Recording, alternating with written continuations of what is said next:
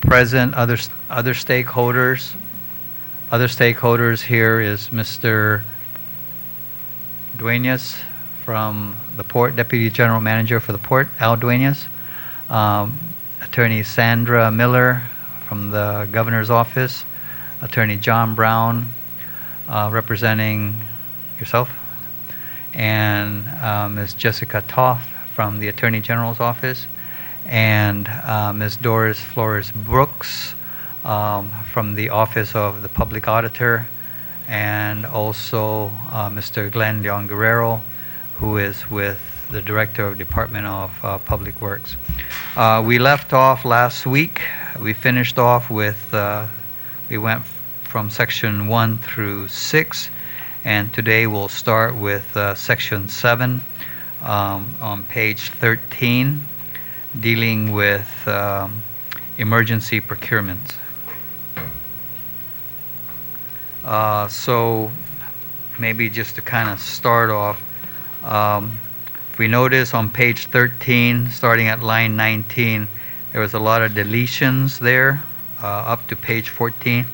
A lot of that discussion was actually just relocated to page, further on to page 14 and 15 with the new paragraph B, award and limitations. So it was just a relocation of that discussion.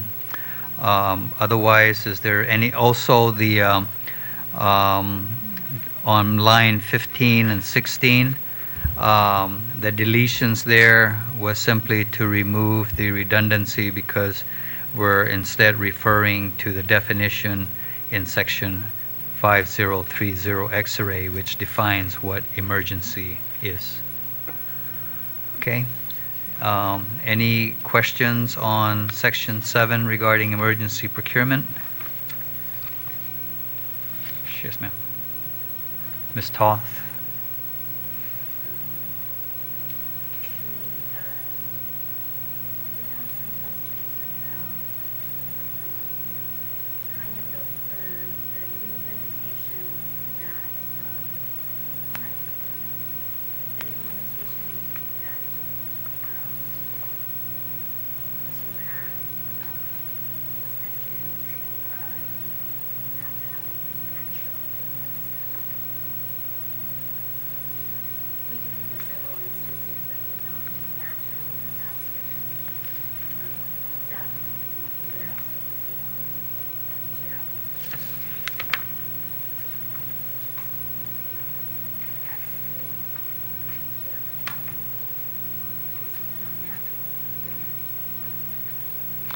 Is that the more that what they call the force majeure sort of circumstances?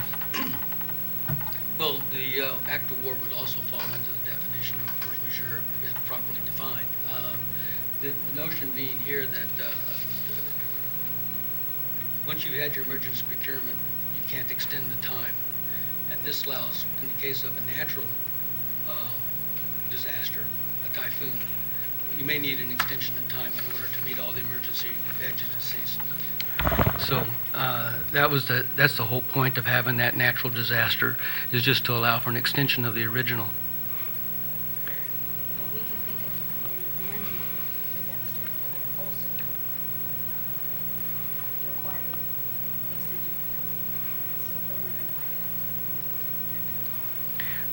The original emergency in the case of a declaration of war is likely to supersede all the all the other stuff, and I think that an act of terrorism is going to fall within that same national security kind of concept that will preempt all of this. So I think in those cases it's not really necessary to do it. It wouldn't be difficult to add in that language, but I don't want to begin to encroach on the definition of emergency, which precludes a situation caused by poor planning. Well, we're not talking about when there are other things that we can fall short of terrorism or there could be an accident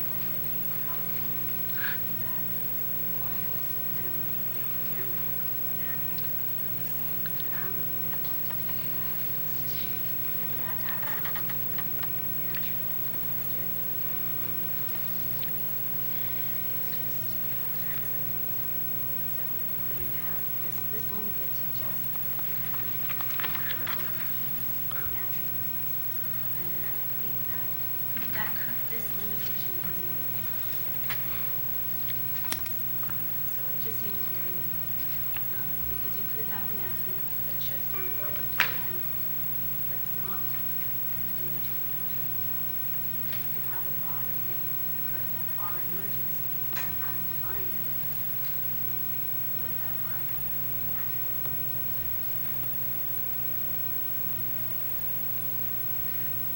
You should be able to do extensions for those too.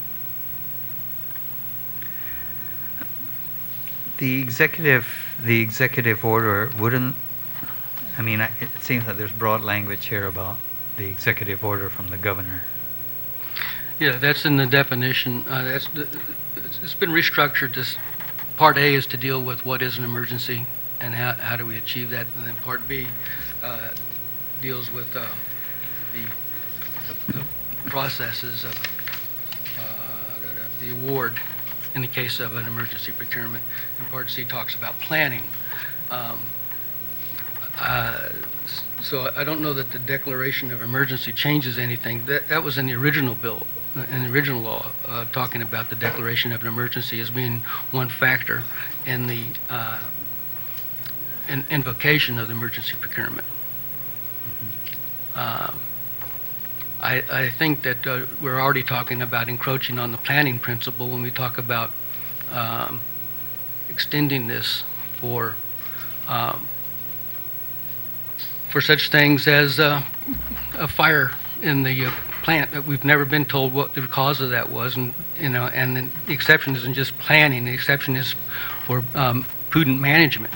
If you prudently manage those things, you're going to have backup facilities. You're going to have an accident from time to time, but you've got 90 days now, not 30, in order to get a procurement up and running. And I just think it would be unwise. I'd rather take out the extension altogether rather than begin to muddy the waters as to what is an emergency and what isn't. So the current law right now limits the procurement to supplies that would meet the requirements for 30 days. Now, the changes we're making is that to meet the requirements for 90 days. And then on top of that, there was also the planning requirement that I guess as day one passes, we should now be working on procurement through a regular process to meet the balance of what we need. Thank you. So the current limitation is just on supplies. It's supplies only. It's not on services. Okay. So the current law addresses emergency procurement on supplies. This new bill, the new proposed measure, limits everything: supplies, services, all procurement. And the current bill, it's just supplies, and that makes sense because you want to limit supplies.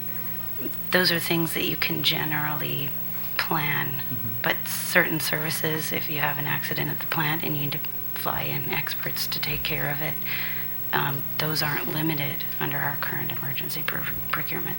This bill would limit that, and then it would add the additional limitation that you get 90 days to fix whatever your problem is, and then you cannot extend it unless it was due to a natural disaster.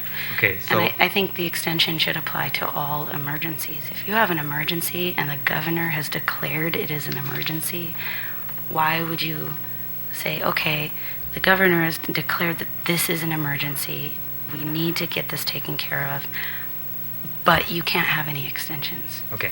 So let me bookmark this like I've done with other sections that we've had some concerns with, and then we will have another roundtable to kind of go back and revisit then these points. Yes. Yes. Thank you.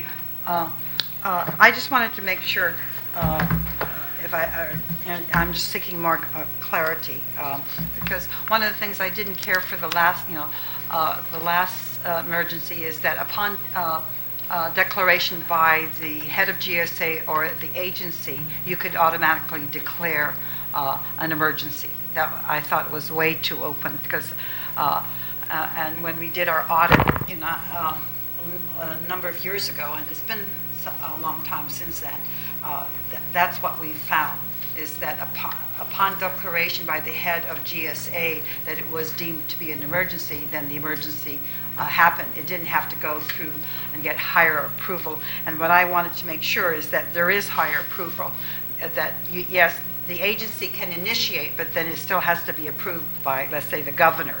And I just wanted to make sure that that control, that second look is there. I think in page 14 there, line 10, it still talks about if the executive order is not issued by the governor, then the with a certificate of emergency may issued by the chief procurement officer or director of DPW or the head of a purchasing agency, that a emergency condition exists, then the emergency procurement. But I believe the next step then is that certified copies of the certificate shall be sent prior to award, and that's existing law, as a condition thereof to the governor, who shall approve such certificate. So I guess that's the higher step. But again, I just, until I don't see anybody here in practice, but I want to ensure that it's not just at the GSA or head of public works level, that an emergency really has to be an island-wide emergency that's going to affect everybody, and not because something happened. All right, and that the concern we saw was that the head of GSA, and not even the director, it's the head of GSA, could declare submit the certificate, and that was the end of it, and the emergency condition happened. There was no further review to determine, is that emergency certificate good enough, is where I'm coming from. That's the concern that I saw from the audit. But, I mean, it seems that the language there on line 16. Yeah.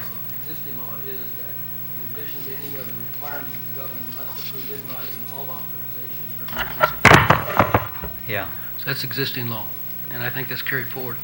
Yeah. I think on page 14 we added the language, the governor who shall approve such certificate in writing, and to the Speaker of the Legislature. So there is that additional check. I don't know if is that. We'll see. Okay. Okay. We'll see. Thank you. Anybody else? All right. That's page 14. Page 15. John, maybe you can answer this on line 9, including no emergency procurement, starting on line 6, no emergency procurement may be made for any emergency, including recurring emergency conditions of substantially similar nature, in an amount of supplies or services greater than the amount of such supplies or services which may be is necessary. This is probably not necessary. Which may be necessary. Okay. To meet the emergency for a 90-day period. Okay. Yes, ma'am. And maybe again, in the interest of transparency, similar to the suggestion we made in sole source, after the fact, that either the agency shall post on their website who got the emergency procurement. Okay. Maybe a new section D. After such award has been made, the agency shall post such emergency awards on their website. Notice, like who got it for what was the emergency, etc.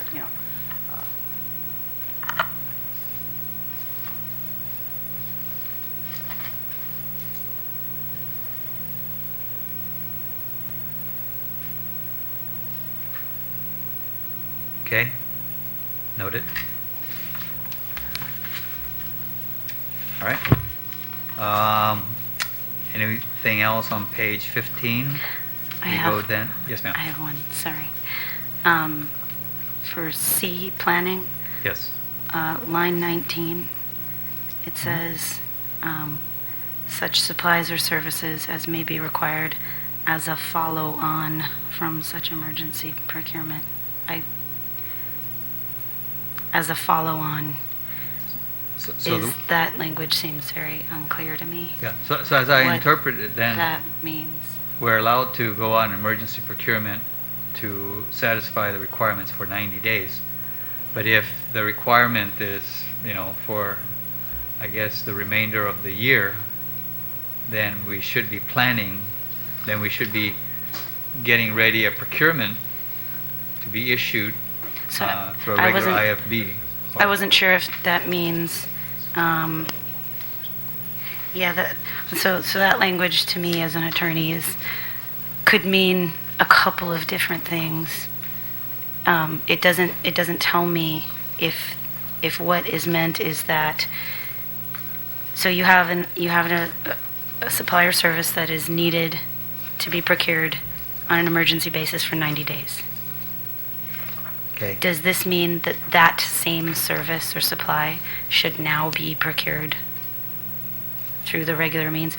Or does this mean some other No, supplier service? That same service or supply. It's the same service. To meet my requirements for the rest of the year. So it's not really it's not really supplementary supplies or services. It's the same service or supplies. So that as a follow-on could mean like supplemental, or it could mean what was already procured. And so this is not clear. Okay. I so- think that should be So we'll bookmark that changed. and to indicate that it's the same supplier service Okay. that was already procured by emergency means. okay.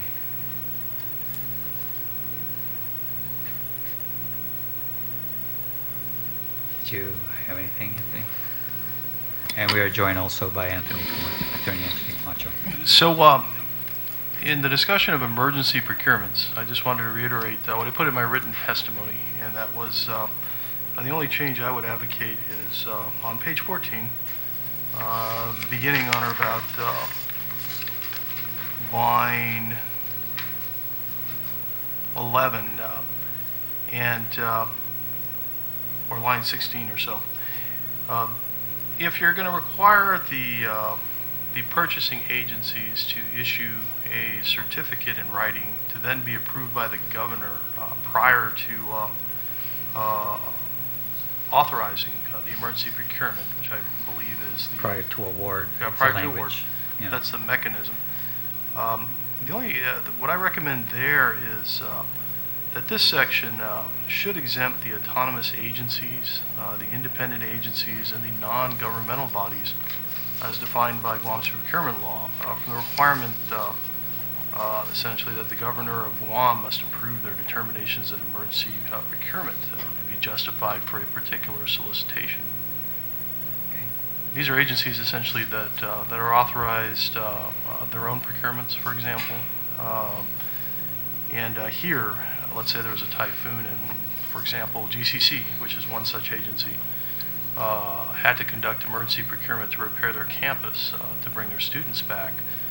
You're requiring them to go through, I guess, the centralized procurement regime, which they've already been exempt. And I'm not asking to expand the number of independent bodies, just to allow the existing bodies that have that type of authority to continue their authority in emergency procurements. Any comments? Any other comments? Well, first of all, I point out that the governor's approval is not part of the centralized procurement regime. The governor has no place in the centralized procurement regime, as does DPW, Public Policy Office, or GSA. I think that it's an appropriate policy to centralize the thing that's common with this is the governor's approval. No matter whether you get it from the head of an agency, it still requires the government approval, or you get it through an emergency declaration by the governor. And I think that deviating from that is going to lead to inconsistent results across the government of Guam, and we've seen what happened in the past. When that happens, all the pieces fall apart. That is my comment. Actually, I take issue with the statement that it is true that the governor generally is not part of the centralized procurement regime. But what you're going to require, for example, GCC to do is send their certificate to be approved by the chief procurement officer. The chief procurement officer and the director of the Department of Public Works are definitely the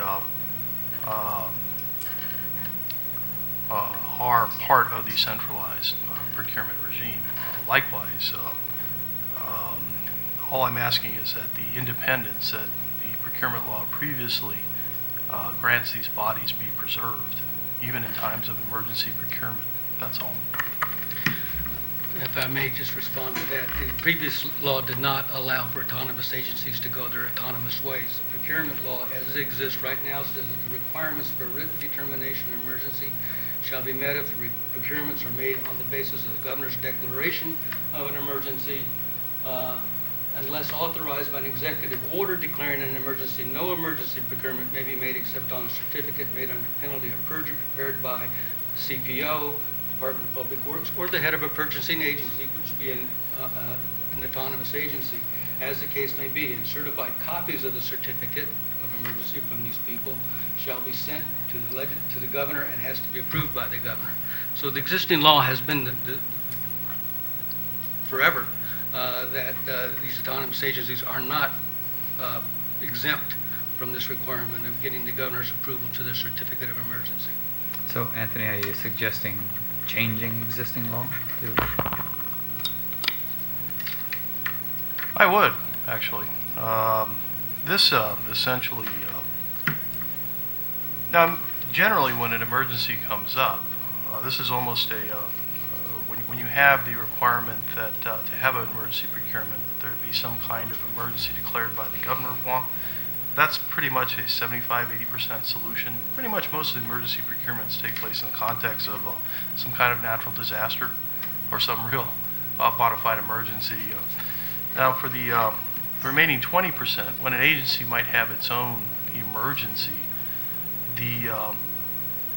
and these are, like I said, these are agencies that are generally already exempt from the procurement regime, the procurement law. They draft their own procurement regulations, for example. That's the level of authority they already have. They, I believe, should be exempt from the requirement that the governor approve their emergency procurement. Because, like I said, they're not part of the centralized procurement regime. I think, well, I know in particular in the case of GPA, actually when CCU was created, the law allowed for them to have their own procurement rules and regs. But until they get one and it's approved by the legislature, they have to basically use the Guam procurement law. So they really, even they right now, still pretty much go by 5 GCA, don't they? They do, but the Guam Power Authority, GPA and GWA, they're both still under the auspices or the supervision of the Chief Procurement Officer. That regime is still there, or at least GPA is. I don't know. Well, I know the GPA procurement manager is here. I mean, you can join us at the table, Jamie. Yeah, I see the benefits of both. Okay, so I'm sort of conflicted here because on the one hand, my hearing officer is saying give the flexibility to the autonomous agencies, and on the other hand, I see John Brown's. So right now I'm kind of conflicted. I'm not sure. I need time to kind of think about this. Whether or not we do want to expand or not. Right. Because particularly if existing law already requires that, the question is, have these agencies been doing it? And that I don't know. Yeah. All I know is when we did that audit a number of years ago on emergency procurement, that was not happening. So it was more of an enforcement issue. Okay. So, but I see the benefits of both because for all intents and purposes, with GPA's situation, especially now with Cabras 3 and 4 down, that is that would be viewed as a legitimate emergency. The fact that the plants blew up, right? No one first saw, so I don't know what GPA is doing now to replace generation. But the replacement, a temporary replacement of generation would be viewed as an emergency. A permanent replacement would not be viewed.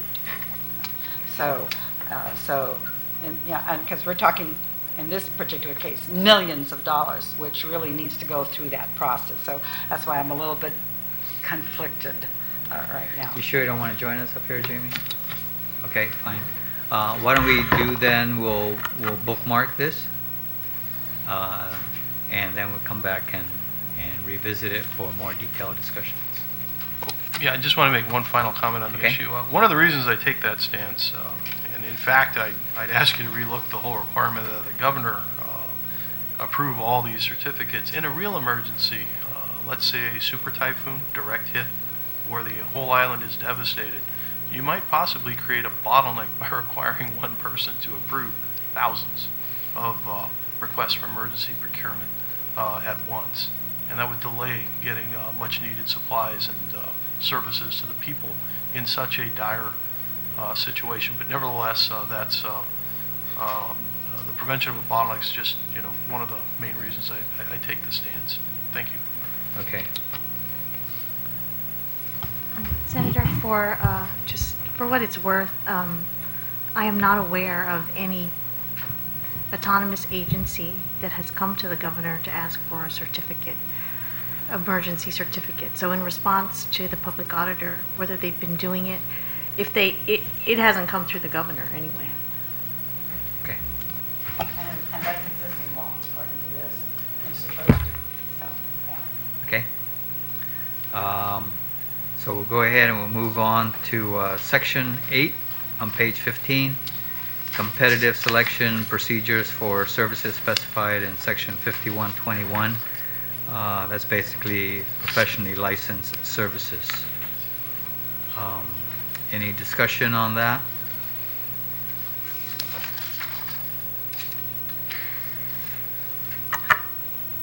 Yes, ma'am. You say on page 17, price is not a factor to be discussed or considered until after the ranking of the offers and the process of negotiating for compensation begins. I've been a little bit, and while I agree in principle that price should not be a factor, but I think at some point price is a factor. And I don't care for the way it is, and I'll give you the recent example we went through for when changing to electronic software services. I did not know what the second bidder had, and I had no way of really knowing, was this my final price? And I more or less we did do some negotiation, like on the travel costs and so on. It's just because I felt, for OPA, a small agency, that was a pretty big contract. So I guess I'm looking for how can price be not a primary factor, but maybe a factor in consideration. In other words, if you only look at whoever's the most qualified and he gives you a bid of $1 million, what is your basis of comparison to know, is that bid on the mark, above or below? And that's where I've always been troubled with that. Okay. Okay.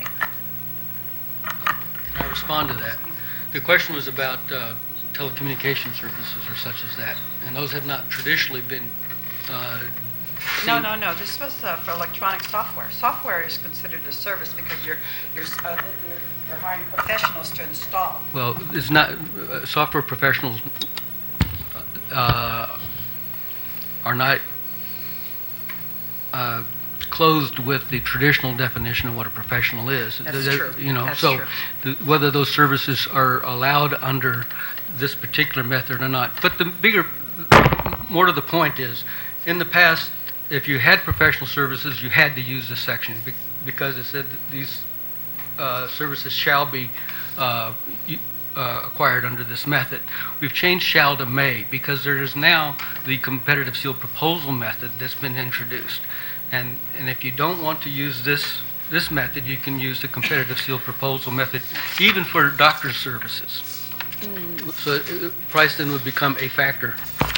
I'm sorry, I don't think, the way I read the competitive sealed proposal was that you cannot use the competitive sealed proposal if another method is more appropriate or required. But I don't think we're talking about competitive, so I think we're talking about RFPs here, aren't we? No, but what he's saying is that, you don't have to use the RFP procedure for professional services now. Now you have another option, which is the competitive sealed proposal. But I don't think that's accurate because the competitive sealed proposal has a limitation on it that says you cannot use the competitive sealed proposal if another method is available and appropriate. And that was some of the language I had a little issue with, because then you have something like doctor services, and obviously you can always use the RFP procedure to obtain doctor services. So that means that under the limitation language in the competitive sealed proposals, you cannot use the RFCP procedure. The competitive sealed proposal is to be used when it is desired, unless there is another method that's more appropriate, whether it's appropriate, and it's certainly not required. So both of those things, appropriate is a judgment call, required is a mandatory thing. It used to be mandatory, but we've taken the mandatory language out. So if this is the appropriate method for acquiring those services, this can be used, but it's not required. The RFC procedure on page 9, line 2 through 3, it says, it shall not be used when another method of source selection is required or as appropriate. Again, we don't really know if it is appropriate. So this language says it shall not be used if another procedure is required or appropriate. So it seems that the change being made on page 16 on line 1, where now we're changing it from shall to may, so then the RFP is no longer required. So in that case, the RFCP could be used. As appropriate. That's why I took issue with that language, or as appropriate. I think that one we bookmarked because we were still kind of left at whether it's or is appropriate or as appropriate. So as I read these together, they're very gray. It now seems that, you may use the RFP procedure, or you may use the RFCP procedure, except we've got this language that says you shall not use it if it's not appropriate. That grayness that's created there is going to be a source of litigation. You're going to have people contesting, well, you should have used the RFP procedure here. You should not have used the RFCP procedure because it's not appropriate.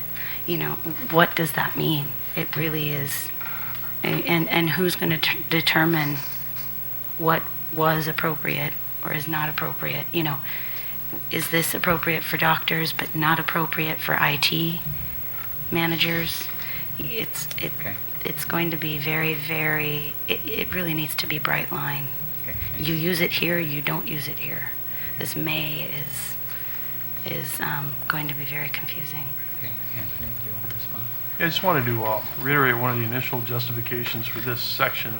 Originally, the RFP procedure, or when it was enacted, is solely for the professional services, and traditionally architecture, engineering, construction, land survey, so on and so forth. And the reason for that is these are the types of service that you don't want to award based on price alone. Hence, this whole procedure to show who's the more qualified firm or more qualified professionally licensed individual, and then you talk about price after you're ranked. So the point that this shall that's now been turned into a may is quite profound in terms of changing the way we procure these types of professional services. Because, once again, we might get into a practice where we're going to start using, for example, the IFB procedure to essentially find out who's the cheapest engineer instead of the most qualified for the project. And that's, like I said, that's one of the shall that was put in here requiring the use of this procedure was basically for the protection of the public and to prevent that type of practice. And I'm talking about the shall in line 1 on page 16. I think it's been brought up before. Okay. Thank you.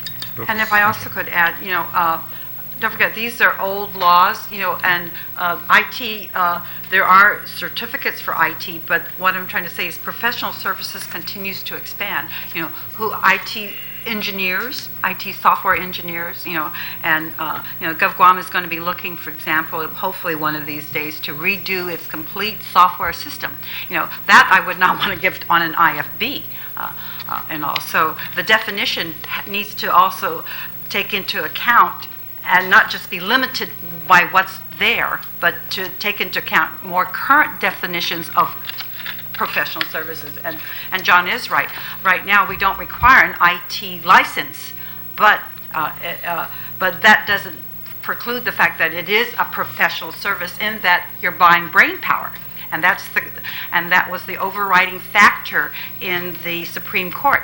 Brain power versus just traditional services like janitorial or bus services. And all I'm saying is let's not be limited by just architects, engineers, and it needs to be expanded to take into account what is happening in today's modern age. Okay.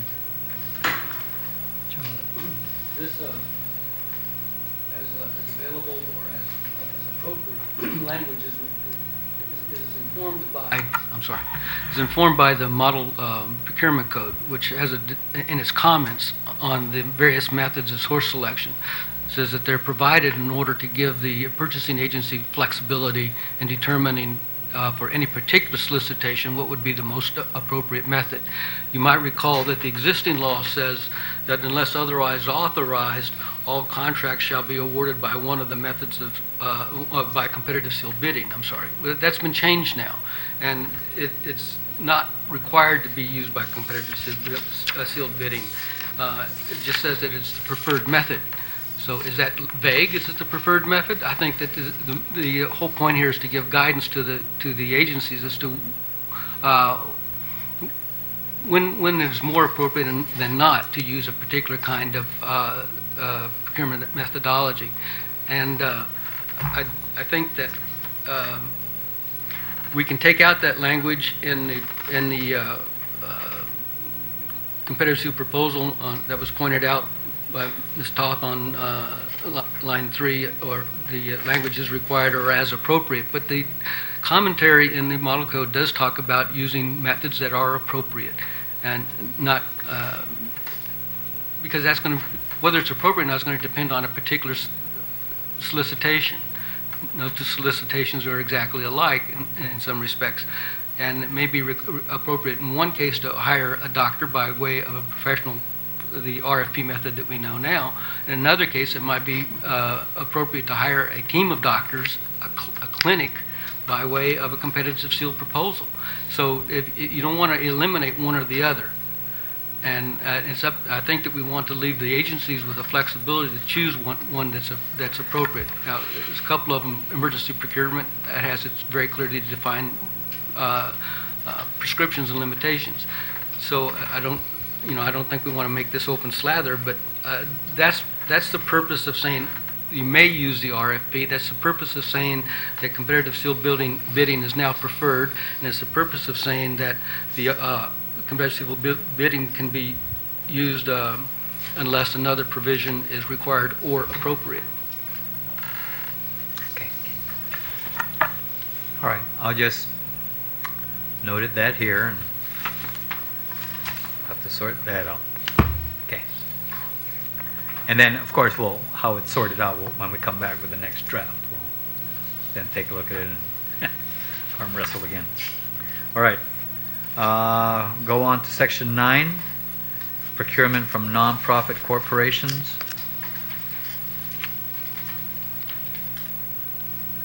On page 18, we got the new language here on line 2 line 1. A contract may be awarded for a supply or service without competition when the prospective contractor is a responsible, nonprofit, Guam incorporated and based corporation with a current certificate of good standing. So I'm wondering about, we got this organization, WestCare. And they provide, of course, the other part to this about the nonprofit organizations that they will use persons with disabilities. I don't think WestCare is a good example to use. Is that the one with, Sarah. yeah. Yeah. the one- Yeah. That grant, I believe, went directly to them. They solicited, that did not go through GovGuam.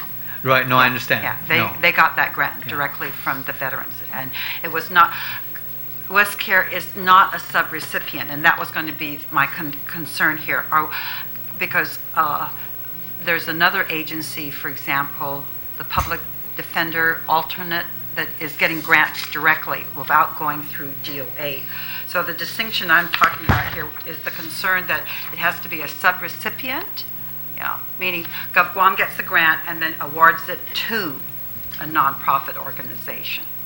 I was just seeking clarification. But the nonprofit organization has to be Guam incorporated. Yeah, but in the case of the WestCare, what you're talking about, that grant, it was totally off. No, DOA, is not in our books, and therefore it's not for us to decide if that nonprofit, because that went direct. Nonprofits can apply and get a grant, and that's more power to them. No, I understand, but WestCare in this case is a nonprofit organization. No. Okay. And according to this, then, if they were going to employ persons with disabilities to provide services, they wouldn't be able to walk in and say, I'm a nonprofit.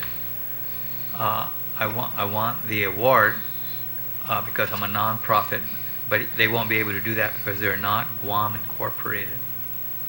I see. Okay. I understand. But just for clarification, the procurement for nonprofit corporations, I believe the intent here, to be more technical, is where GovGuam gets the award, gets the grant, Yes. and then decides who to award it to. Yes. Okay. Yes. All right. As opposed to WestCare, who got the grant directly from VA and did not Right. come through GovGuam. Yeah. John? Just a little bit on that. Not all grants give the grantee the authority to do their own procurement according to federal rules. In fact, it's the norm that grants are given with the understanding that local law will apply to the procurement of the services that the grant funds. So even if they do that directly, the grant document has to be looked at to see what its limitations or prescriptions are. If it says that this can be made directly to the VA, whoever it was that was acquiring those services, that's fine. But otherwise, under the CFR, there's a common rule that applies, except unless there's an exception in the law or the grant, that the local procurement laws will apply to the procurement services. I beg to differ. The recent Liberation case is a classic, and that went all the way to Superior Court, where the Mayor's Council, who has the authority or has been given the authority to run Liberation on their own, decided then to transfer the outsourcing so as to avoid GovGuam procurement. Okay, so as to avoid outsourced it to this nonprofit historian Liberation. Okay, and then when one of the vendors protested, I remember that the ruling from Judge Barcinas said we're not going to rule in effect because the rules of engagement from the mayor's council to that did not specify whether or not it has to follow GovGuam procurement. So are we saying that if GovGuam is the holder or the grantor, that any nonprofit must follow GovGuam procurement? That's what I'm trying to look for guidance, because this is a real life case right now with the historian liberation.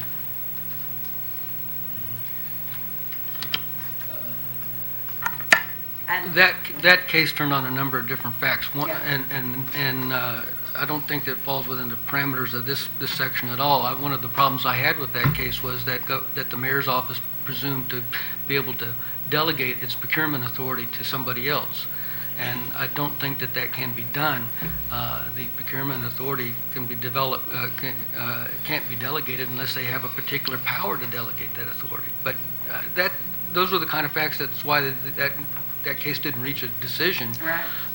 And I don't think that decision really impacts on what we're talking about here. well, here we're trying to slice and give preference. This thing is giving preference to a specific group within a nonprofit. And of course, that's the authority of the legislature if it chooses to give preference, to that class of employees. My concern here is,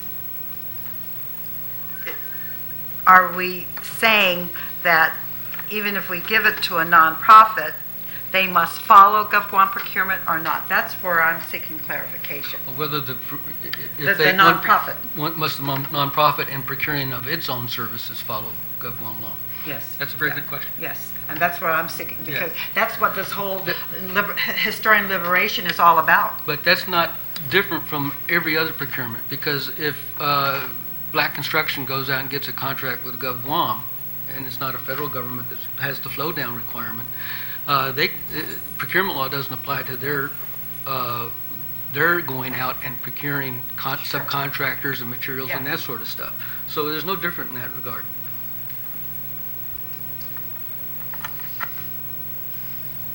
Okay. I did have one comment. So when you're talking about the case of Westcare, are you talking about broadening this to corporations that are not Guam corporations? Well, I guess my concern was, I mean, you have NGOs, Yes.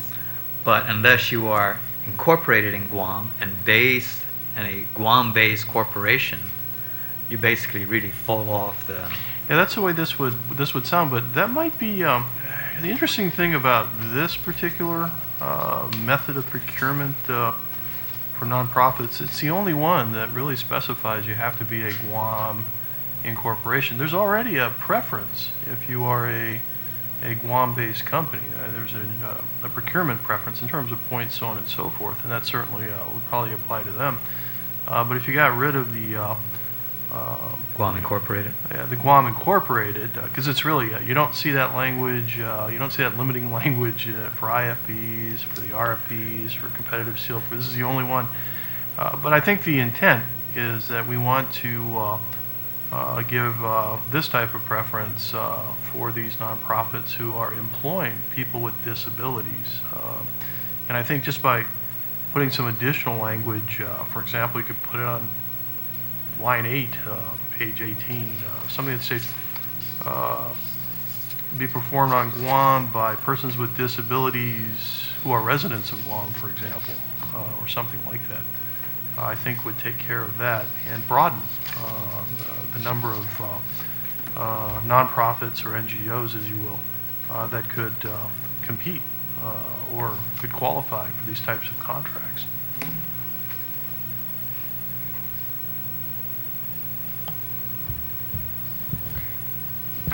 When I read this, I saw it as just trying to keep it local because, there are a lot of stateside nonprofits. I think a good example is Goodwill Industries, right? Right, exactly. And they employ persons with disability. Exactly, yeah. So they would not be entitled to receive a contract without competition because they're not Guam they're not Incorporated. Guam based. But that's a policy decision. I mean, Sure. I don't necessarily see anything wrong with that. Another example is Seroptimus, but we are, I do know we do have bylaws, but we follow all the rules of our national, but, we're Seroptimus International Guam and Seroptimus International the Marriott. I wouldn't know if we qualified or not. I would not know for certain. So I guess the whole point is that on lines 2 and 3 there, where it reads Guam Incorporated, it just kind of further splits the NGO community then. So we then remove the non-Guam Incorporated and only consider those who are Guam Incorporated. So we narrow the pool of NGOs with this language. That was my... That's your intent? Yes. All right, okay, that's fine. Okay. It's the legislature's intent. Like I said, this is a policy decision. Right. But I do like the comment from Anthony, where you also have to be residents of Guam for Yes. those with disabilities. I think Yes. that's a good one. I noted that. Okay. Any further comments on the procurement from non-profit organized corporations? None. We'll move on to section 10, unsolicited offers. The Windmill. Remember I remember way back in one of the earlier administrations, some guy came here and said he was going to provide power using windmills. If I can comment on it a little bit on it. Yeah. This law, as originally enacted on unsolicited offers, basically said if you came to GovGuam with an unsolicited offer, it was yours, and more or less had to negotiate it with that offeror, and if they can convince you as a sole source or whatever, grant it to them. This was changed about 10 years ago to do completely the opposite. Said if you get an unsolicited offer, you cannot deal solely with that offeror, and you have to go out for a competitive bid on it. So competition is required. So it was meant to take away this backdoor deal where if you were the first one to raise an offer, it was your deal. And in some countries that's the rule, but those countries are typically known as fairly corrupt.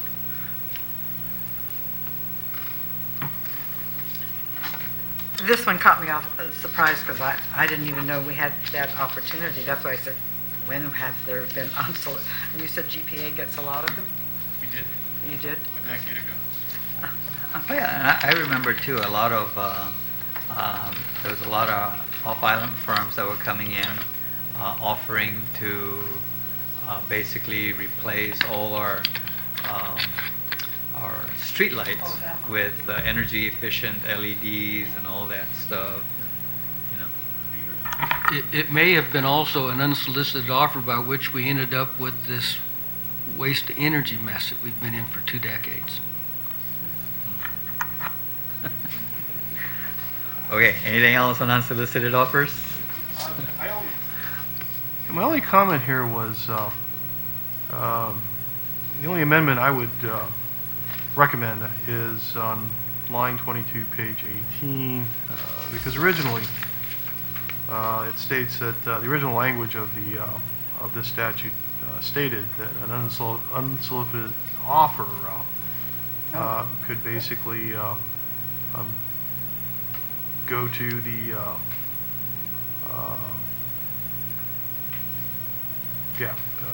purchasing agency who can consider and evaluate the offer. Here, once again, it's limiting the only 2 officers to be the chief procurement officer and the director of public works, who could consider or evaluate the offers provided in the section. Once again, this is another area where we already have entities such as GCC who are exempt from the centralized procurement regime, and you're forcing them kind of to go to these 2 officers to... No, but wouldn't, on line 18 there, the chief procurement officer, the director of public works, or the head of the purchasing agency? You've eliminated it. You've crossed out. No, On page 18? on page 18, line 18. No, line Page 23, or line 23. Line 23. Maybe that was an error. If that's the... line 23, you struck them. But no, but that's, if we're talking about a small line agency who does not have the authority to Oh, I procure, see what you're then saying. Okay, I see they what have you're to go to, Yeah, I see where you're coming from. Does not have the authority. so we're still good? Like, for instance, the chief of police. I see. Yeah. Yeah, is that, are they head of the purchase? Well, no, the chief of police is not the head of the purchase. No. Oh, no. No, it's not. I don't think they have procurement delegation. Okay? Yeah, I think that might, but authorize this list. Okay. Move on to section 11. Publication of the IFB, RFP, and the RFCP documents on the agency's website. You know, it's interesting. Today we were having an oversight hearing on GDOE.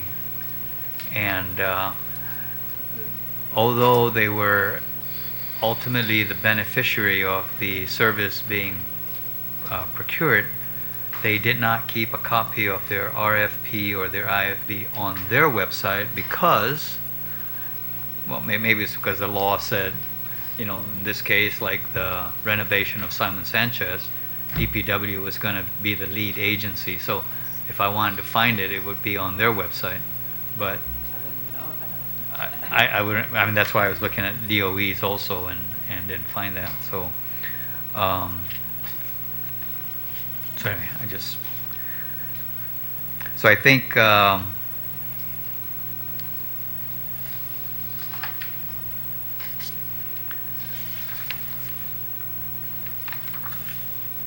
With the exception of adding the RFCP on, I'm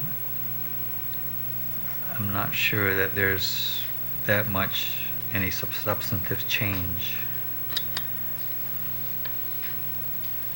Not so much substantive, because I did have a comment on there. We do, for example, OPA has been doing this for a number of our solicitations, including the audit fees. And what we require, and what I said it in testimony, is we added the requirement on the website. In order for you to download, you have to provide your name, title, company, and email address before you can then get the information. And then we use that also as a way of monitoring how many people were interested, because we do get people from different areas who just want to have the RFP, just to have the RFP, which is fine. And then we can tell if, like, for example, if only one CPA submitted a proposal and yet 2 or 3 downloaded it, then we go back to the CPA firm who downloaded but who did not submit. How come you did not submit? You know, we make inquiries, you know, because we like to try to get as broad a competition. So my comment really is just to add the additional requirement that when you do get it off the web, that the agency have a mechanism to ensure that anybody who downloads it, you know who they are, and then it could be helped to enhance or, you know, gather information from the procurement. So this I thought was a very good section, and I'm just only adding for further information is that in downloading, they have to submit their name, and title, company, and email address. Yeah, and the one that I've recently experienced that with was GIDA. You can actually download then RFPs from there, but you have to put in your Right. email address, Right. name, and all that stuff, and then as soon as I press submit, it came back, That's and I got the RFP. This is a very common, like for instance, in a lot of periodicals and research papers I get from different governing magazines and so on, even to get a research paper of ours, I have to put my name, title, and all that. So it's a very common thing. Yeah, I guess the way I would read the current law as written is that I would have to then, I can download it from the website, but I would have to call, like, if I was going to download it from your website, I would have to call you and say, hey, register me as a prospective offer. It should be done concurrently. Sure, yeah. Okay. And I'd just like to say that I'm sure that if we do what we tried to do last time, which was task the public auditor's office with writing the regs for this, that'll show up in the regulations. It's more of a regulatory thing, I think, than Okay. part of the legislation. Sure. Okay.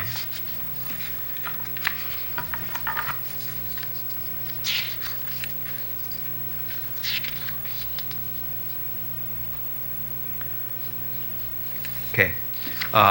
Finish, nothing else further on section 11, section... Oh, and one more thing, for clarity, just to make sure, I think it should be both for the line agencies, it should be for both GSA and DPW and the agency itself. So if it's like for something from GPD, then it would be posted on GPD's website as the soliciting agency as well as the procuring agency. The soliciting agency would be the line agency, and the procuring agency is GSA or DPW. Whereas if you are an autonomous agency, you are both the soliciting and procuring. Okay. All right. Okay, move on to section 12, procurement bridge contracts. Okay, I'm going to sit back and listen to this one. As we stated in our testimony, we are not in favor of bridge contracts. I'll just read it. Bridge contracts tend to foster poor procurement planning. With proper advanced procurement planning, there is no need for bridge contracts. While there may be extenuating circumstances that may warrant a temporary extension, such extensions should be rare, and the law should not give an escape valve. Okay. Yes, anyone else?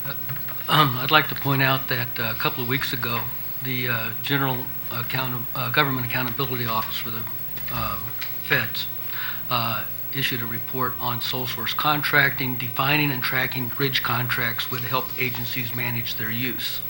And here's the site for it there. I didn't want to copy the whole thing. It's about 50 pages, but anybody wants the site to it, I have it here. Yeah, take it all. And the point that the unspoken point is that the federal government uses these quite extensively in a lot of agencies, and by implication, GAO recognizes the need for use of them. What they try to do, what they say in their report, is that nobody knows what a bridge contract is. It's not defined in their FAR. It's not defined in any of their regulations, but everybody uses them, and they're spoken of in appeals, protest appeals to GAO all the time. And they said, what you need to do, we need to have a common definition of what they are, and we need to be able to track them. That's what this provision does. This defines what a bridge contract is. This puts limitations on their use, and this tracks them. So even we basically foresaw this report coming down the pike in crafting a bridge contract this way. It recognizes the practical need for one, and it tries to limit its use. Jessica? Thank you. So the concept of a bridge contract can be very beneficial to the government. However, this provision doesn't place any limitations on the bridge contract itself. So 5221C states that while you're negotiating your bridge contract, the expiring contract gets an extension of 30 days. But then the bridge contract itself, what that would look like is really up in the air. And so I can envision a situation where the government has a contract that's expiring, say with a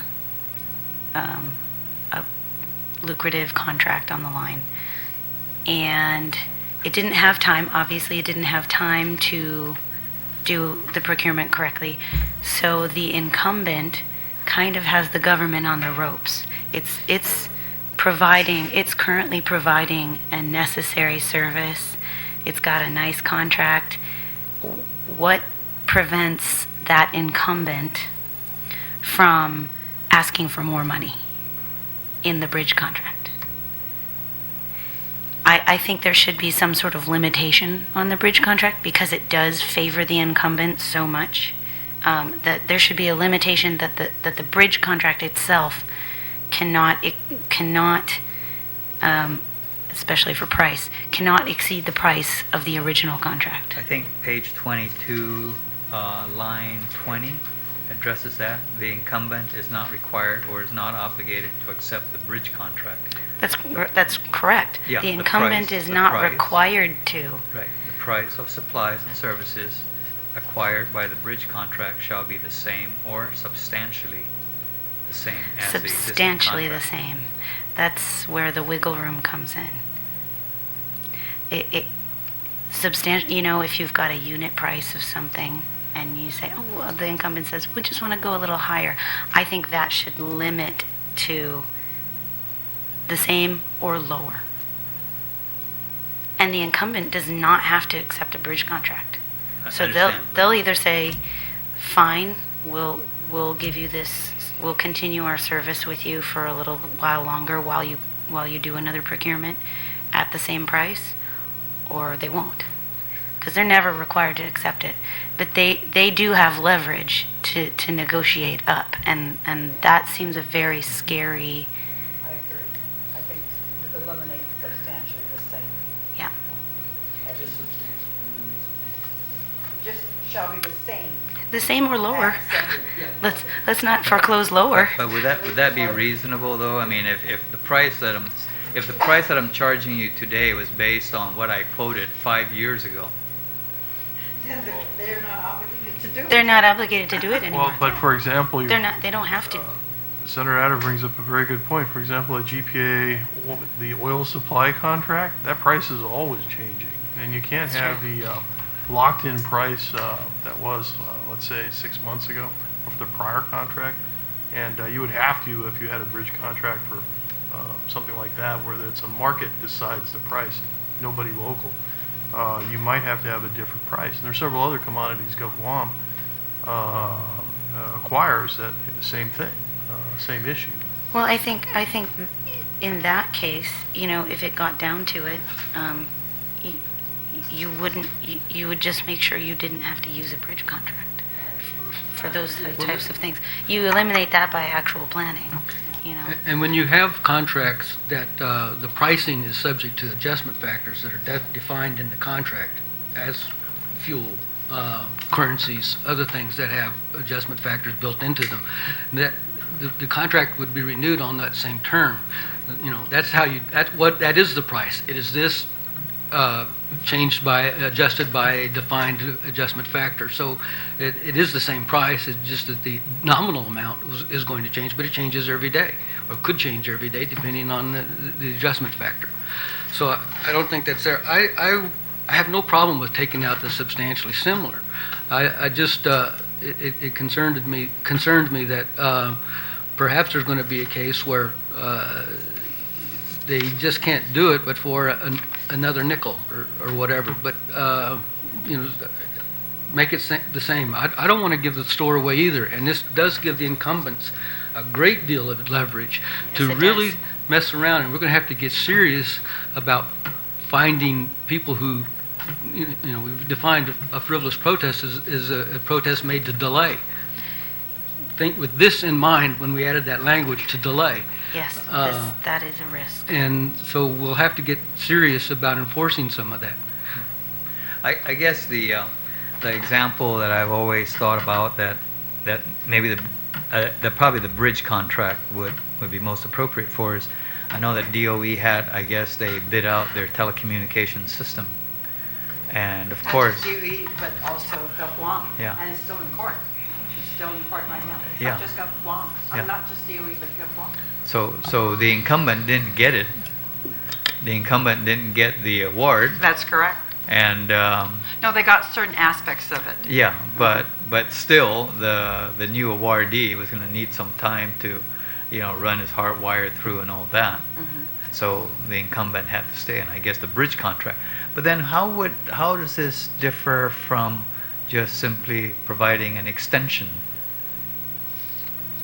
I'm going to extend you. How much time do you need to bring your stuff in to operate? I'll just extend your contract by the time that he needs. We have plenty of auditors, reviews, audits of renewals of contracts. And extension it falls in that same category of a renewal of a You can't just renew a contract unless you spell that out in the initial IFB. And if you didn't, you can't. Once you come to an end, you're at an end. You can't renew it. You can't extend it. There's no lawful authority. That's why this builds in that authority. That's correct, because, like, for instance, our audit contracts are for a 3-year period, but what we've added is, because we've been getting this request to extend the audit period longer, and so what we have done is that provides for an option to renew one time, to make it, in effect, it's a 4-year contract if the parties mutually agree. So that is a valid extension. That's not a bridge contract. Okay, and so so at the end of the 4th year, we have to make sure that before the end of the 4th year that we're going out for bid. So that was built into the original RFP. Yes, and this report from the GAO also mentions that they don't call them bridge contracts, but there is a provision in the federal regulations that allows an extension without being in the contract for 6 months, I think it is. And so that's their definition. That's their rules. They have that allowable extension in it. We don't have that kind of an allowable extension. With regards to on the telecommunications bid, what happened is when all those contracts expired is that they've gone out on emergency certificate. So unless absent the bridge contract, your remedy was, well, you have an emergency because now there's no phones or there's no supplies or whatever it is that you have run out of. And that's actually what happened there. And that emergency certificate has been renewed a couple times already. And that is still important. Yeah. On top of the emergency procurement, the other traditional means that are available to the agencies now without this change to the law for bridge contracts is small purchase, about $15,000. That's the other thing or the other means used by agencies to fill in the gap, so to speak, for an expired contract or a protested contract, for example. And nothing prevents the agency from using that. However, there is that limit, though, $15,000. So I'm looking for, I'm glad that you brought up the issue about small purchases. I guess, what section is that, John? Really defined in the regulation. It's pretty limited. The existing law says any procurement not exceeding the amount established by regulation. Won't sit here. May not be made in accordance. Any procurement not exceeding the amount established by regulation may be made in accordance with small purchase procedures promulgated by the policy office, provided, however, that procurement requirements shall not be artificially divided so as to constitute a small purchase under this section. And if you're issuing a rolling small purchase procurement, then it's an artificial division. But the bulk of the definition for how that's done is in 3114, I think it is. No, 12. And since you brought that up, thank you, because that has been on my mind. That was done a long time ago, and I have heard from different agencies, and in fact, I'm right now with the Department of Education, because under their high-risk status, the director, the superintendent of education is asking to exempt that portion where that is solely the grant portion to follow the level of federal procurement. And the level of federal procurement is quite substantial. Okay, the level of federal procurement is actually 150,000. And I'm looking for guidance as to what would be an appropriate level, because I do agree we need to raise the level. The question is, how far do we want to follow federal procurement? Because 150,000 for small purchase is pretty significant. That would almost wipe out my entire operating budget. Yeah. Well, and that's why I kind of picked up on when you mentioned the small purchase. 15,000 was established, what, 20 years ago. Yes. 20 years ago. And I have to say, 15,000 today doesn't buy what it used to Yeah. 20 years ago, period. That's, everyone would agree with 15,000 that. a year, when this was done. 20 years ago. It was an annual salary. Yeah. Yeah. Two So- cars. And so if we're going to do the regulations, I think we need to at least get some policy direction. We don't want to just arbitrarily raise the amount. Yeah. And- So do we mention it here in? I wouldn't No. mind No, mentioning. It's yeah. not addressed. It's not part of it. Okay. Two-thirds But- of those interests in the bill. If we wanted No, to it's not. start, then we'd have to Yeah. add it. Yeah, Okay. and we Yes. agree that it should be raised. And we wondered why it wasn't in here. Yeah. That was one of our comments for later, since it wasn't. Okay. Yes, ma'am. Another interesting point about the bridge contract is that it's only going to apply to contracts that are worth at least $250,000. So the small purchases, kind of bridges, there might be a gap, right? Because you can only have a bridge contract for something that's worth over $250,000, which is, again, why we say that's substantially the same. We're only talking about large sums of money here. So when we say substantially the same, it gives the incumbent wiggle room on a very large contract. And they really have no, if we limit them to the existing contract, that really gives everyone in the process an incentive to go out and do a procurement if they really want a higher price. If the incumbent wants to compete and raise their price. If they're not, if they entered into the contract 5 years ago and they're saying this is too low now, then good. You're still limited until we get this done through procurement. Are you suggesting raising or low? Are you suggesting raising the bridge contract will only be applicable to contracts that are That's a kind greater of amount? that's kind of a policy decision, really. What I'm saying is that there's going to be a gap between contracts that are under 250,000 but over 15,000, where you're not going to be able to bridge those contracts. So for small purchases, or things that are close to the 15,000 level, you're going to be able to bridge those kind of with small purchases. But the contracts that are in the middle, like $100,000 contract, there's no bridge for that. Any comments? And that's, we don't have any say on that.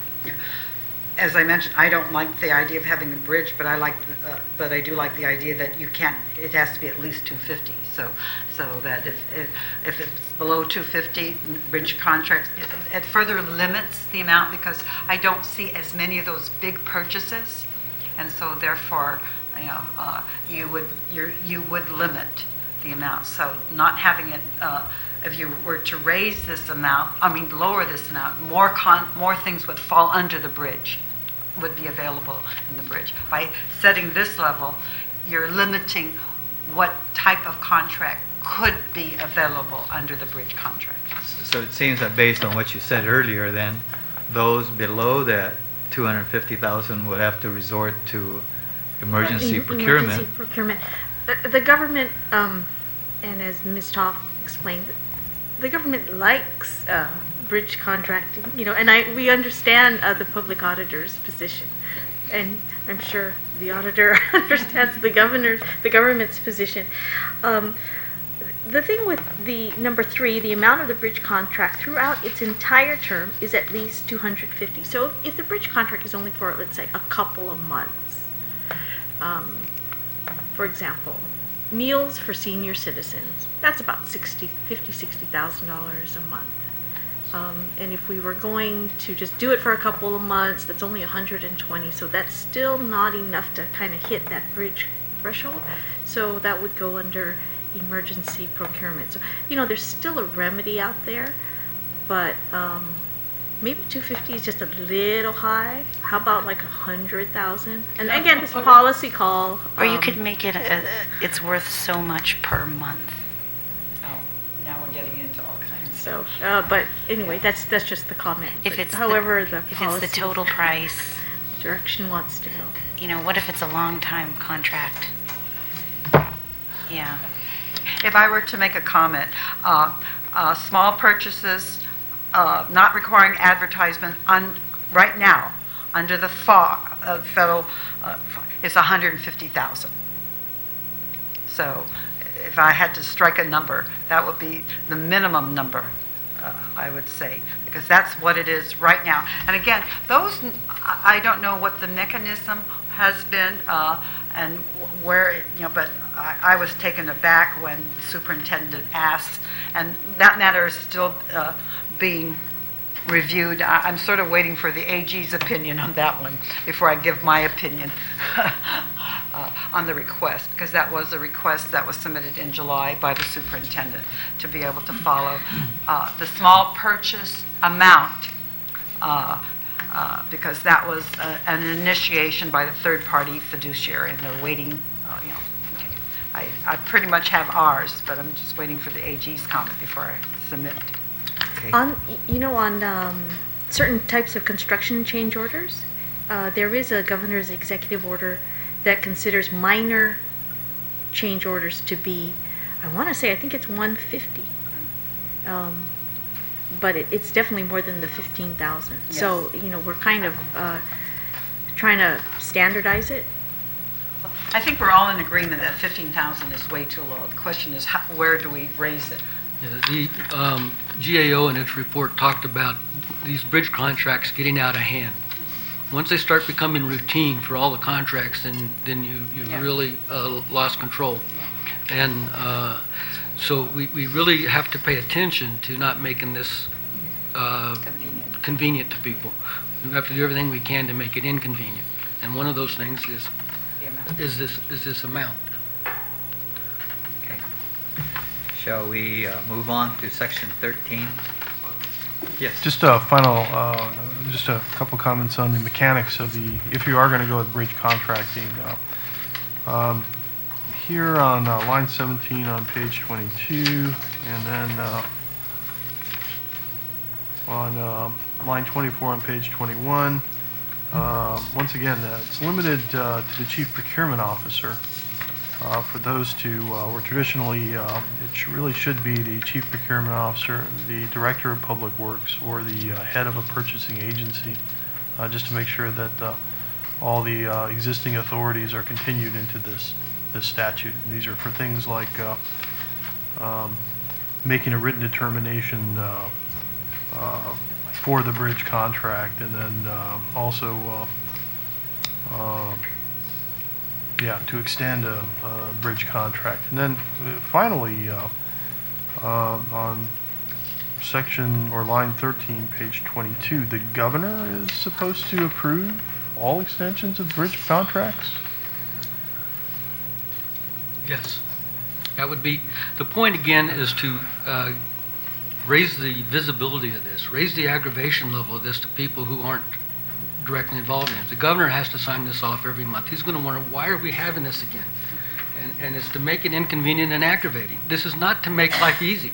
This is to insist that you do the planning and stuff otherwise. And in a bona fide case, you can go on. And as far as the DPW isn't appropriate in this case, because this is only for supplies and services, and under 5113 of the GCA, the CPO has got the duty to supervise the procurement of all supplies and services for the entire territory, including autonomous agencies.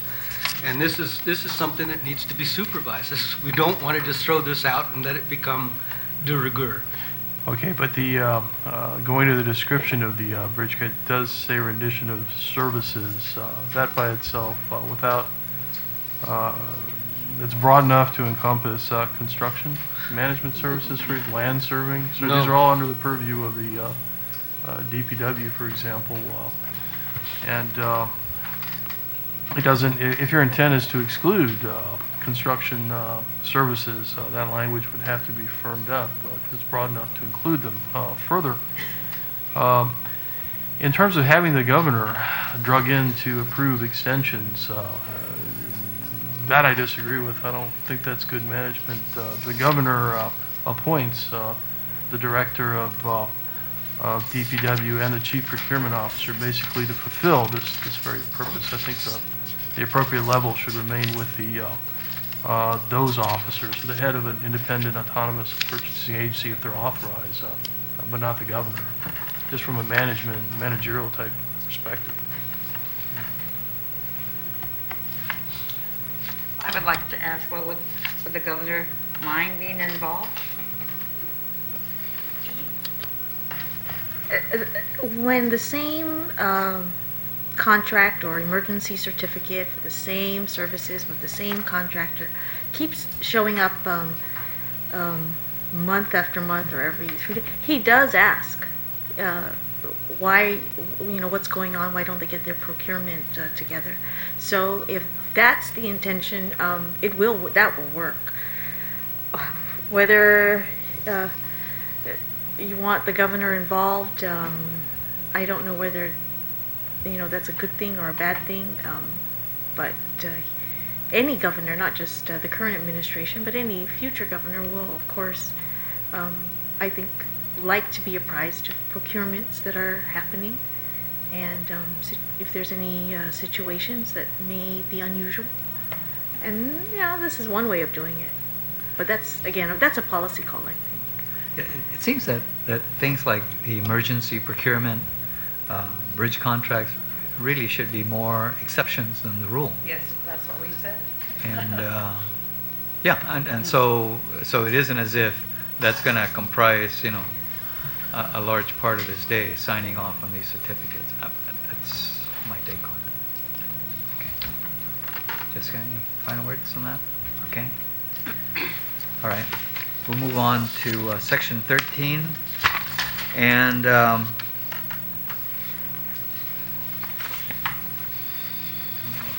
pages we got for.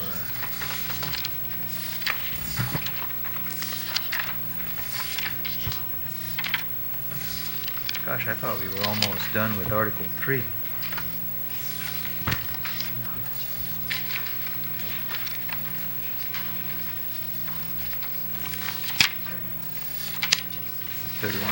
Section 31.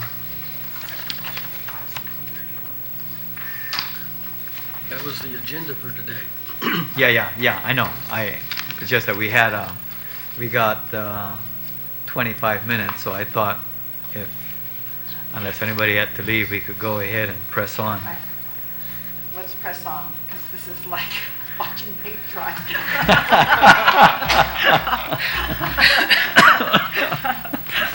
Okay, so we go to section 13, and we have section 5230, responsibility of bidders and offerers.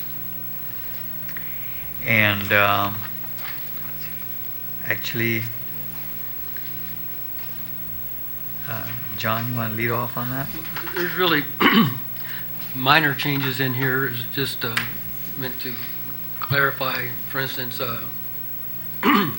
trade secret information is a right of non-disclosure, and the law before is a little bit more sketchy than this. It was probably perfectly adequate, but it's felt like since we were doing it, maybe we can just bolster that a little bit. Okay, does anybody have any questions on section 13? Yes. So I previously kind of mentioned that this issue, that responsibility under 5230A and under other sections 5211 previously requires that the written determination of non-responsibility must now be made prior to award. And under 5245, that written determination is final. And We're in 5230. You said 5245? 5245 is finality of determinations. So 5230A says you shall make this written determination prior to award, and then 5245 says that determination is final. And this What's the other one that's final? What section?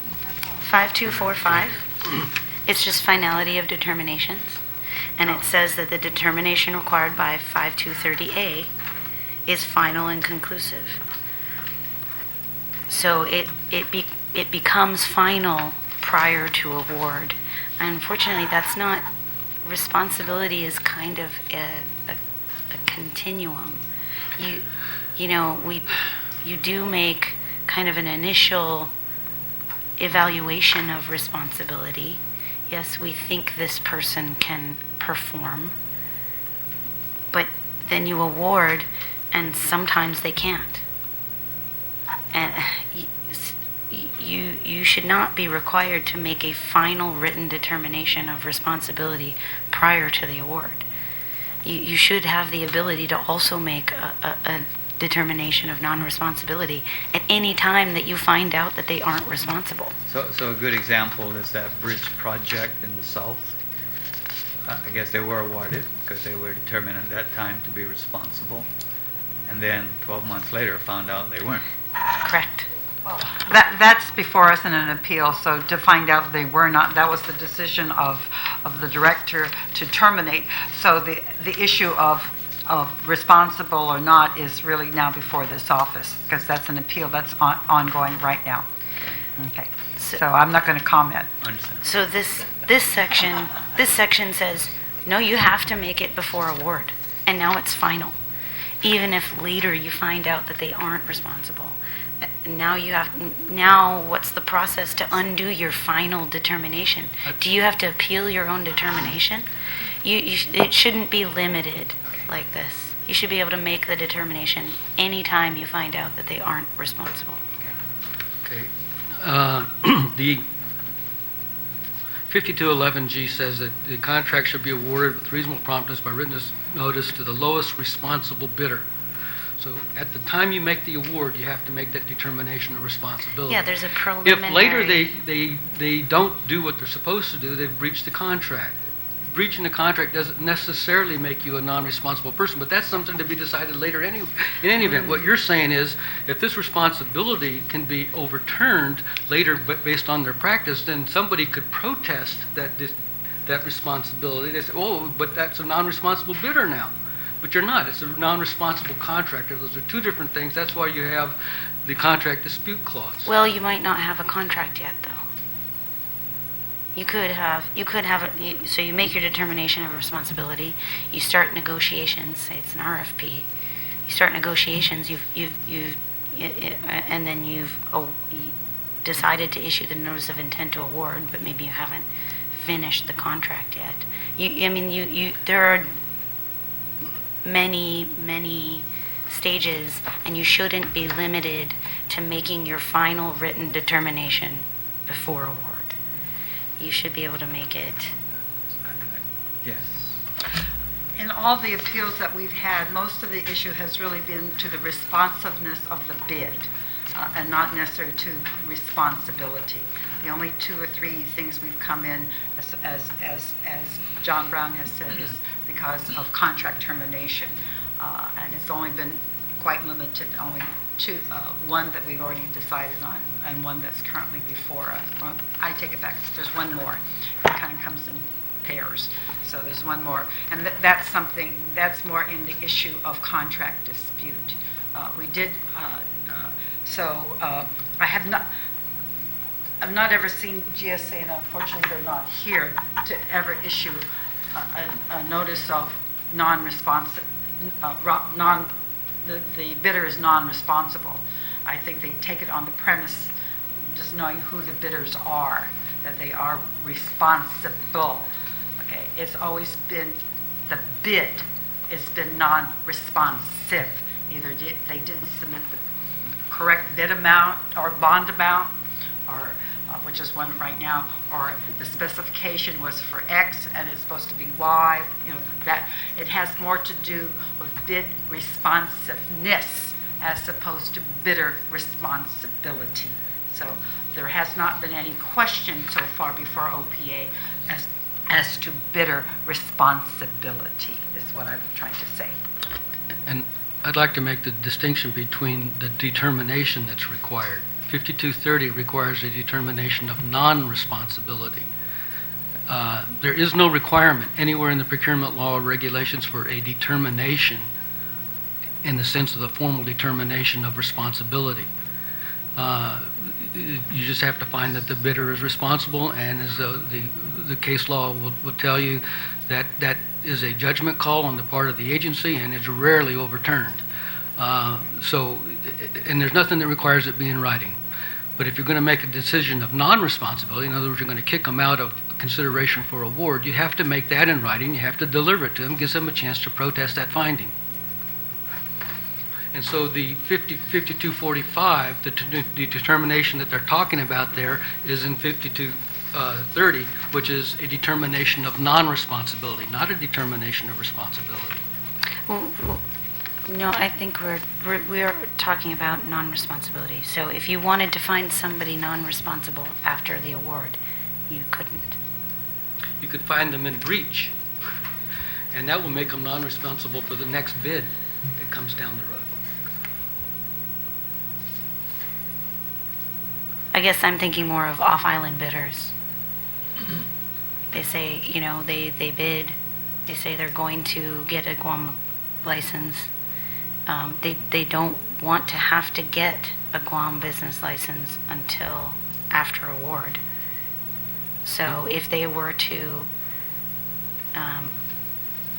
But once they have the award, have the notice of, so is it the notice of intent to award? Is it an actual signed contract? So once they have the notice of intent to award, say they've got the notice saying, from the government saying that we're going to award you, we are going to award you, you are going, the winner bidder, you're going to get a contract, but you don't have a contract yet, and then something comes up where your off-island bidder can't get a Guam business license. Is it the notice of intent to award, or is it the actual signed contract that this determination has to be made prior to? in an IFB, when you make the award, there's the In an signed IFB, contract yes. is just a memorization, a memorial of the agreement. But when you're negotiating a contract and you're negotiating with somebody you think is responsible, they've confirmed to you that they will get a business license. You haven't issued, you may have said, okay, this is the intent of the award. The intent is not an award in that case until you sign the contract. If at the time of the signing of the contract they don't have the licenses that are required, then you make a determination of non-responsibility. You never have to make a determination of responsibility. And if they don't Right. come up with the license until after they have the contract, then they're breaching the contract because the contract requires that they have that. Well, so what I'm asking is, prior to award, is that the notice of intent to award? What's the trigger? Is it the signed contract or a notice of intent to award? At the time of the signed contract, if I may, as I agree with John, you have to have everything. And we have a At real the life. time you sign the contract. Yes, Yes. the license has to be. Yes. And again, I go back to my recent encounter where we had two off-island firms that bid. There was no local company that bid it. And so we did say in the RFP that they provide, for off-island firms, provide the license where you are domiciled. And so we gave them 30 days to get their Guam license, and we had to extend it because they were having some challenges because they didn't have a local rep, and the local had to do a couple of things. So it took us a while, and we had to go back and forth. So we didn't sign the contract until almost like September 28th. We were hoping to sign it, because of all of that. And this is where the agency has to do their due diligence to make sure that when GovGuam is going to award money, that whoever they're doing business has a contract to do business on Guam. So we gave the notice of award, and we gave the other one the notice of non-award at the same time, and we said, okay, now we're beginning the process. So I'm not sure exactly what your issue is. I'm asking what prior to award means. Does that mean prior to the issuance of the notice or prior to the signing of the contract? The contract to me is fait accompli. I'm not a But legal it's not person, always. but the contract to me is fait accompli. The note, we gave him a notice of award, and then that's when we began the time to get all of your responsibility issues done, meaning the license was Right. the primary thing. So if prior to award, that's exactly my point. So if prior to award means prior to the notice of intent to award, No, I would think it'd be Then- prior to the actual award. to the actual signed Yeah. contract. To Yeah. the see, this Otherwise, is if you don't get this all the is- documents, we don't sign. That's right. This could be, so you issue your notice of intent to award, That's right? just a letter of intent. Letter It- of intents are not contracts. I know. What I'm saying is, this could be interpreted. It doesn't say, it says prior to award, but it doesn't say,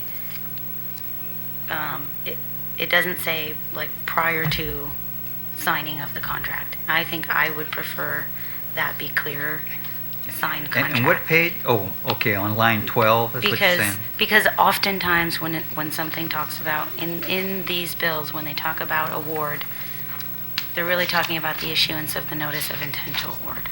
No, that's not true. They're talking about an award. And the notice of intent to award is the government's official notice that you're going to be awarded the contract. It's a letter of intent. It is not a binding contract. And it's handy to have that trigger, because as you pointed out, if you're supposed to have a license, they're not going to go to the trouble of getting the license Right. until they Right. have an intent. Until So they have their there's- notice yeah, of So there's intent. no binding agreement at that point, but when they get that contract, when you sign off on it, it's yours now, they have to have that Right. license or they're non-responsible. I would not want this to be interpreted as prior to the notice of intent. Is there what I'm saying. a definition of award? No, Do there's we- no definition of award No. anywhere. It's a procurement term No. of art. It is not it's not a term It of can be contract law. interpreted as either the notice of intent And or it's be- the actual signed It's contract. because it depends on the nature of the procurement method. If an IFB is an auction, and the auction, when you open up and you have the low bid, if they're responsive and responsible, they have the award. It's the contract is made on the fall of the hammer. That's basic contract law for auctions.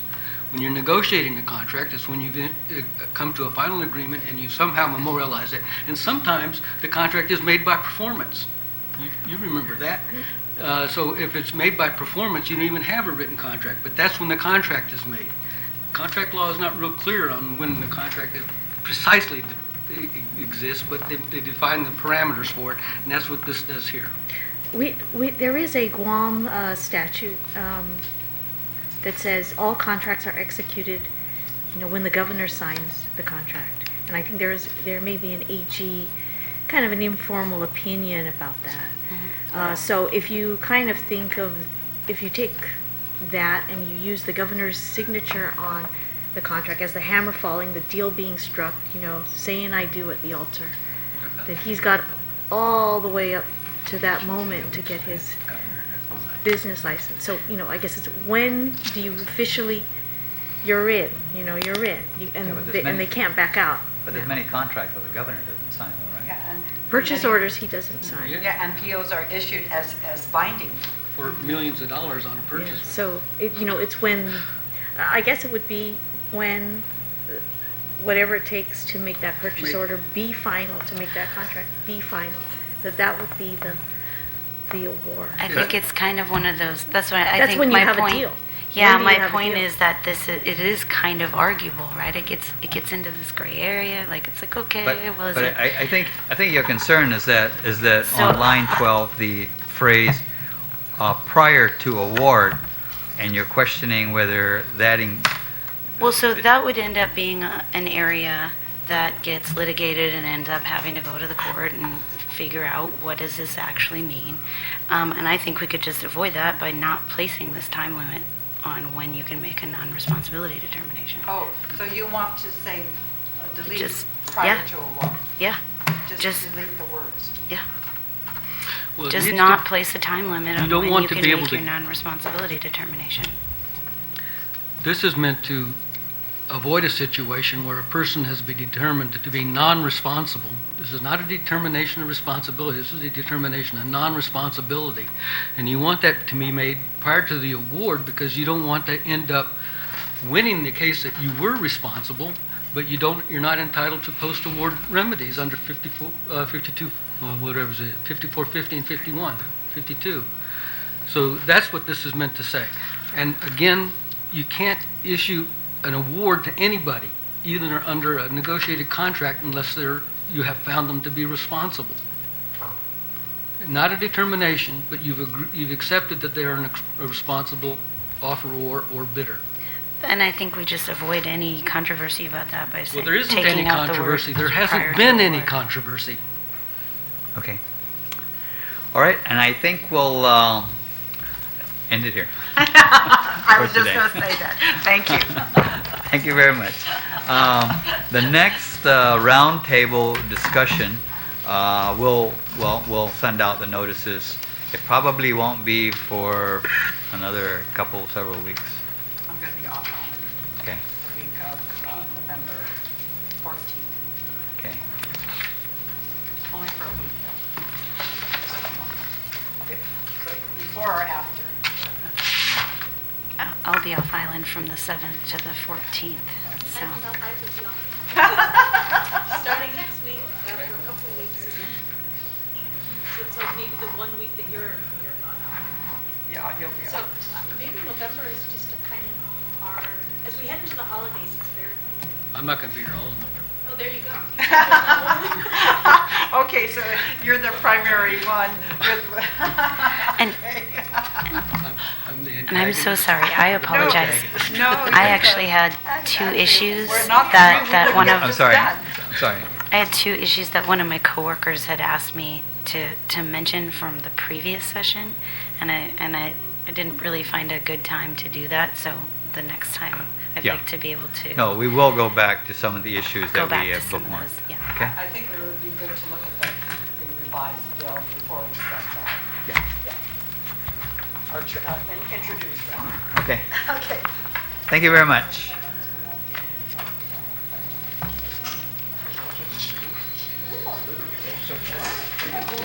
Go on. The test public hearing was Thursday.